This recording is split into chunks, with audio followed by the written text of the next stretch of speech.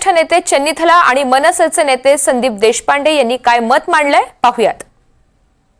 राज ठाकरे से का जो बयान है, उनका स्टैंड है, वो हम बिल्कुल सहमत नहीं है। नॉर्थर्न इंडिया और साउथर्न इंडिया कुछ भी नहीं है, भारत एक है। और उत्तर भारतीयों को कांग्रेस पार्टी ने बहुत सारा मजबूत किया है, अवसर दिया है। कांग्रेस हमारे विचारधारा के लेके चलेगा। मला असं वाटतं त्यांना मुळात आमची भूमिका समजली आहे की नाही हा प्रश्न आहे। कारण काँग्रेसला कधी आमची भूमिका, राष्ट्रीय पक्ष कुठलाही असो, मला असं वाटतं यांना या भूमिका त्या वेगवेगळ्या ठिकाणी वेगवेगळ्या पद्धतीने घेतात। आमचं म्हणणं आहे प्रत्येक राज्यामध्ये त्या त्या भाषेला प्राधान्य मिळालं पाहिजे।